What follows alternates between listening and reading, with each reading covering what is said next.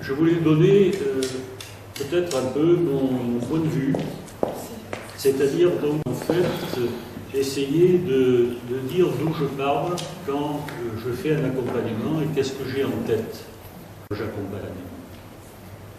D'où l'idée de revenir sur en fait les sous-jacents, qu'est-ce que c'est qui dit ma pensée, et en fait donc un certain nombre de grands auteurs. Tout à l'heure Catherine en a cité depuis Ribambelle. Je ne les aborderai pas tous évidemment parce que sinon on resterait là plusieurs jours. Mais par contre, donc, resituer quand même quelques bases, et en particulier donc, le cadre piagéen, Vygotsky et Brunner, deux autres constructivistes qui ont suivi, disons, la pensée de Piaget, et puis rentrer aussi sur l'idée que dans l'accompagnement, le travail que nous faisons est surtout et avant tout un travail d'explicitation. Un travail de questionnement, un travail donc de mise en mots, et en particulier les exemples que je prendrai par la suite, plutôt à partir de vos questions, se référeront par exemple à l'accompagnement évidemment en formation, en particulier l'accompagnement que j'ai été amené à faire avec vous, pour certains d'entre vous qui sont passés dans les DUFA, licence pro, du FRES, etc., ou accompagnement à la VAE, c'est surtout un travail donc lié à la mise en mots du vécu, à la mise en mots de l'expérience, à la construction effectivement d'un écrit assez normé, en fonction effectivement des mots un peu spécialisés liés, donc des concepts liés donc à la formation. Donc je passerai un petit temps autour de cette prise de conscience sur l'excitation, et puis je terminerai. Alors peut-être vous allez dire, mais enfin il parlera de l'accompagnement, effectivement, il faudra attendre. Mais en fait j'en parlerai tout le long, parce que je commencerai à parler beaucoup de la médiation. Parce que, effectivement, dans l'accompagnement, qu'est-ce qu'on fait dans l'accompagnement? On fait on discute, on parle, on interroge, on questionne, on répond. Et en fait, finalement, le travail de l'accompagnement, c'est beaucoup de médiation entre à la fois, souvent, le vécu de la personne, l'expérience de la personne, et puis la réalisation de quelque chose, en particulier dans le cadre justement de la rédaction des dossiers de validation des acquis de l'expérience. Mais aussi en formation de formateur, puisqu'on passe toujours par l'écrit. À un moment donné, il y a toujours un mémoire, il y a toujours des dossiers, il y a toujours donc, un travail d'écrit qui est donc accompagné. Et donc il y a des médiations, il y a du tutorat, alors on peut appeler ça de différentes manières.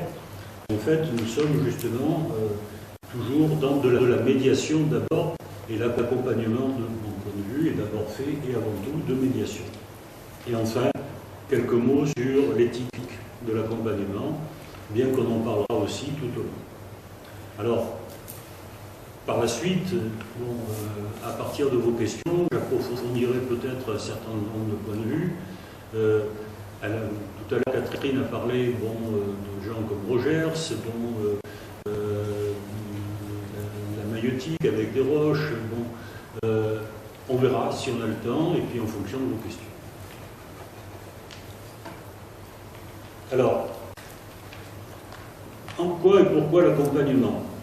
Alors, je me réfère déjà à un travail qui a été fait à Toulouse. Donc, vous voyez, il y a bientôt quand même un paquet d'années, 8 ans, à Toulouse-Mirail, avec, dans le cadre justement aussi des rencontres des formateurs du FRES à l'époque, qu'on appelait les F3F.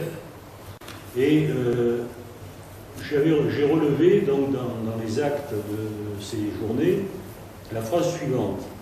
Le formateur doit dépasser la posture professorale, abandonner toute velléité de détention absolue du savoir, déserter, alors le mot déserter est peut-être un peu fort, mais enfin je l'ai laissé tel que, je n'ai pas voulu changer la citation, déserter le centre de l'espace didactique traditionnel, hein, justement celui de la détention du savoir.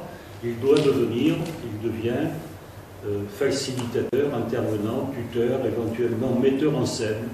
Hein, ça aussi, ça me paraît important. Pour ceux qui m'ont rencontré en formation, j'ai souvent dit que le formateur était un battleur. Hein, et il fait à la fois le scénario, il fait à la fois la mise en scène, et il est acteur, hein, il est sur scène en même temps.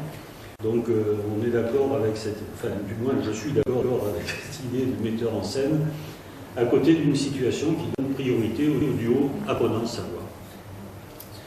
Donc, je pensais que pour introduire un peu cette journée, c'était cette idée-là, c'est-à-dire que depuis le début des années 90, on parle beaucoup d'accompagnement et on parle beaucoup de ce déplacement, en fait, de la place du formateur, hein, qui va justement quitter un petit peu le haut de sa chair, donc qui doit quitter la place justement à la limite du conférencier que je suis aujourd'hui, pour devenir donc en fait justement un accompagnateur, un tuteur, etc. Alors, comment en formation de formateur, comment donc en formation tout court, quelle est ma vision de l'accompagnement?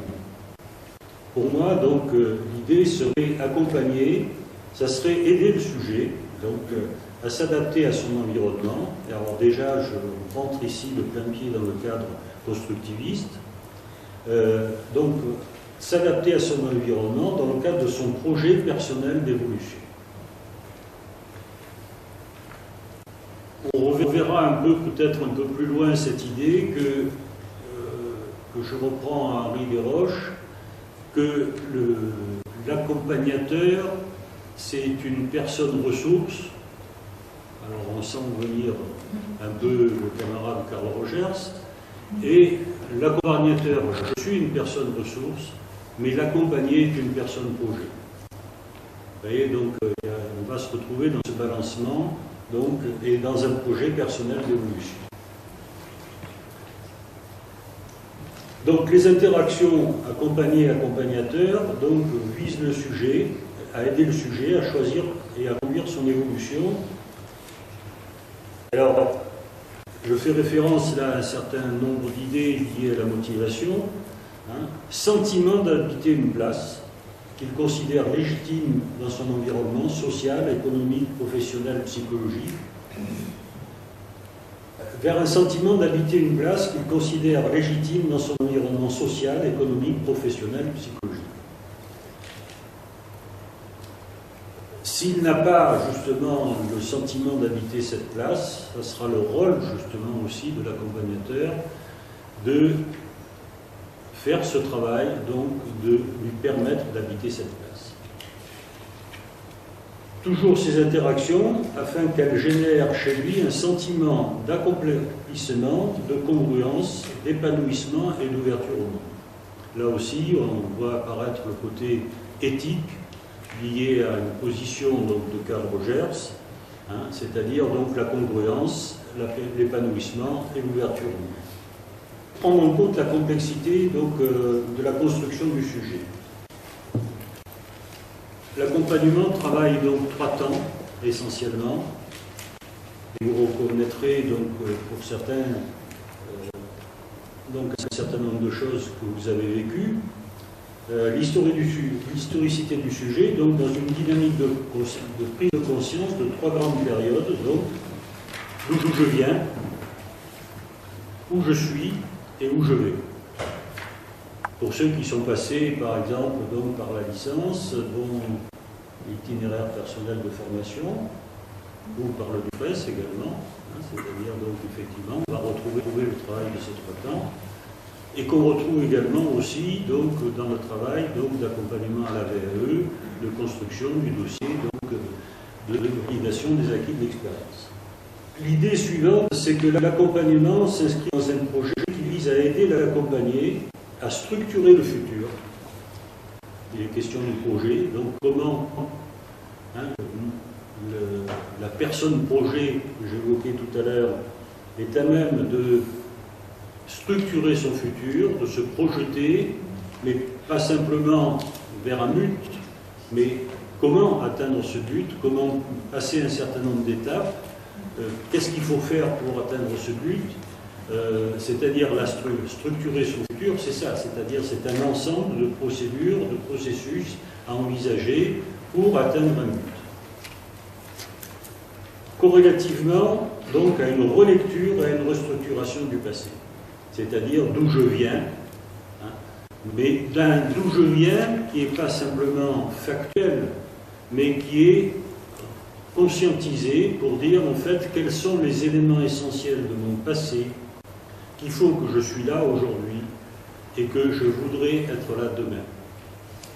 C'est-à-dire donc en fait repenser son passé en choisissant dans son passé une histoire de vie. Là je fais appel donc à tout un courant aussi